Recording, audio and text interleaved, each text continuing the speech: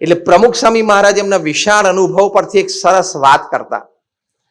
એ પોતે કહેતા, એમના એક્ઝેક્ટ શબ્દો, કે જો તમે તમારા પરિવારજનો અને સંતાનોને સંસ્કાર નહીં આપો તો એક દિવસ એવો આવશે કે તમારે સંપત્તિ અને સંતતિ બે ખોવાનો વારો આવશે.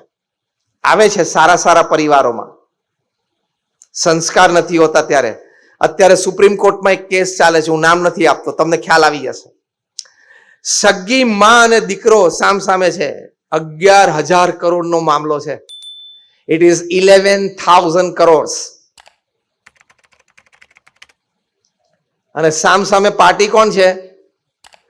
સગી માં અને દીકરો. બેયના વકીલને બહુ મજા પડી ગઈ છે. આવા કેસમાં મુંબઈ દિલ્હીના વકીલોને મજા પડી જાય, જે એવી વૃત્તિ વાળા હોય એ. એકવાર આ મુદત લે, એકવાર આ મુદત લે. મુદત આવે એટલે આગલા દિવસે સાંજે મુંબઈથી દિલ્હી ફર્સ્ટ ક્લાસ કે બિઝનેસ ક્લાસમાં ટ્રાવેલ કરવાનું વકીલે.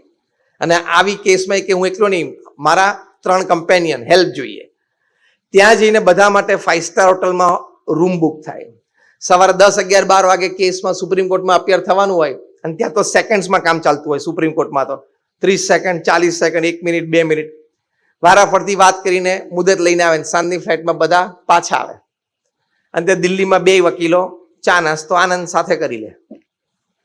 અને એક એપિયરન્સના 2 બાજુથી 8-8, 10-10 લાખ રૂપિયા ચાર્જ કરે છે. એકવાર કોર્ટમાં એપિયર થાય તો 8 થી 10 લાખ રૂપિયા ચાર્જ કરે છે. લગભગ 5 વર્ષથી કેસ ચાલે છે, અને મહિનામાં એટલીસ્ટ 1 મુદત તો લે છે. એટલે એક જ કેસમાં 2 જણાને ફ્લેટ થઈ ગયા મુંબઈમાં. ધનબાદમાં નહીં, ધનબાદમાં થોડું ફાર્મ હાઉસ થઈ જાય. બંને સંપીને 5,500 કરોડ લઈ લેતો. તમારી કેટલી પ્રાઇવેટ માઇન્સ અહીંયા બેઠી ખરીદે ડાઉન પેમેન્ટમાં, હા કે ના? ચલો હું કહું છું, એક જણો એમ કે મારે ખાલી 10% તું મને આપી દે, કેસ પૂરો કરો. તો વોટ ઇઝ 1,100 crores? 11,000 કરોડના 10% એટલે 1,100 કરોડ. 1,100 કરોડ તમે કાંઈ ના કરો નેશનલાઇઝ બેંકમાં સારી રીતે, તમે વ્યાજે મૂકી દો તો તમારી 10 પેઢી મર્સિડીઝમાં ફરે.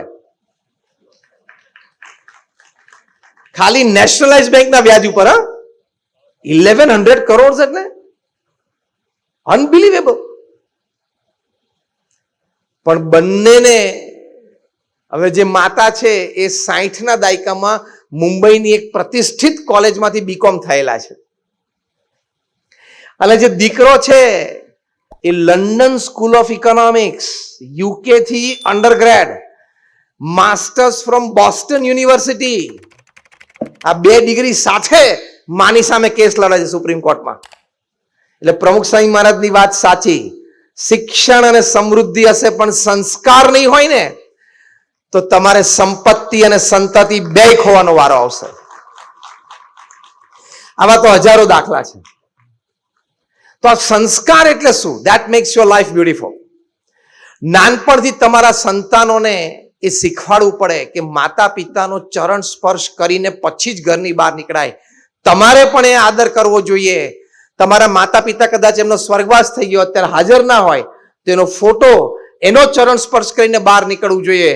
એ પહેલા દિનચર્યા શરૂ જ ન થાય, એ પ્રથમ મોટા સંસ્કાર છે. નાઈ ધોઈને આપણા ઘરમાં નાનું એક ઘર મંદિર હોય, જે પણ દેવ દેવી ભગવાનમાં આપણે શ્રદ્ધા હોય ત્યાં થોડું નામ સ્મરણ થાય, 1-2 માળા ફેરવે. બાળકોને નાનપણી તમારી બાજુમાં બેસીને સંસ્કાર આપવા પડે. This are all called spiritual સંસ્કાર્સ, ફેમિલી સંસ્કાર્સ. તમારા સંતાનોને શીખવાડવું જોઈએ કે બેટા સારામાં સારું શિક્ષણ પ્રાપ્ત કરવું છે, એક્ઝામમાં ચોરી નથી કરવી, એ સંસ્કાર. કોઈ સોબત ખોટી ન ચડી જાય, એને કોઈ વ્યસનની લત ન પડી જાય, એ સંસ્કાર આપણે એને આપવા પડે. કોઈ એવા મિત્રોની સંગ સોબતે એ પોતાનું જીવન તરુણ વયમાં કે યુવાન વયમાં તમારા દીકરા દીકરી બગાડી બેસે, એ ન થઈ જાય. નાનપણથી એને સારા શબ્દોમાં સમયાંતરે કહેતા રહેવું પડે, એ શબ્દો એના હૃદયમાં સ્થિર કરી દેવા પડે. એ સંસ્કાર આપ્યા કહેવાય. જેમ માતા પિતાનો આદર છે એમ સ્કૂલમાં શિક્ષકોનો પણ આદર રાખો. આચાર્ય દેવો ભવ એ સંસ્કાર કહેવાય. ડિસન્ટ કપડાં પહેરવા ને તમારે યુવાનોને શીખવાડવું એ પણ સંસ્કાર કહેવાય. આટલું સરસ બધા ટેલર્સ બધા સીવી આપે છે તો ફાટેલા કપડાં પહેરવાનું કેમ આટલું બધું મન થાય છે પ્રશ્ન છે. સ્પેશિયલ ફાળે. અમે ત્યાં 2005ની સાલમાં અમેરિકામાં ન્યૂ જર્સીમાં હતા. તો ત્યાં એક જગ્યાએ અમે કાર્યક્રમ પહેલા એક જગ્યાએ પધરામણીએ ગયેલા. ત્યાં બધા જીન્સ પેન્ટ લાઇન્સ ટીંગાયેલા હતા અને ઉપર નીચે આમ ટાઈટ ક્લિપથી ટાઈટ રાખેલા અને બધાને એક જ જગ્યાએથી કાણું પાડેલું હતું. એટલે મેં પૂછ્યું કે આ શું છે? એટલે કીધું કે સ્વામી આ બુલેટ ફાયર્ડ જીન્સ છે. આવા 100 જેટલા પેન્ટ એક સાથે આમ ટાઈટ સળગાવીને પછી બુલેટ ફાયર કરી છે. એટલે બધાને ઢીચણે કાણું પડે અને એ જે કાણું પડે ને બુલેટ થી એટલે જીન્સ પેન્ટની કિંમત 3 ગણી થઈ જાય. એટલે ફાટેલાની કિંમત વધે એ કળિયુગ કહેવાય કે ના કહેવાય? બોલો.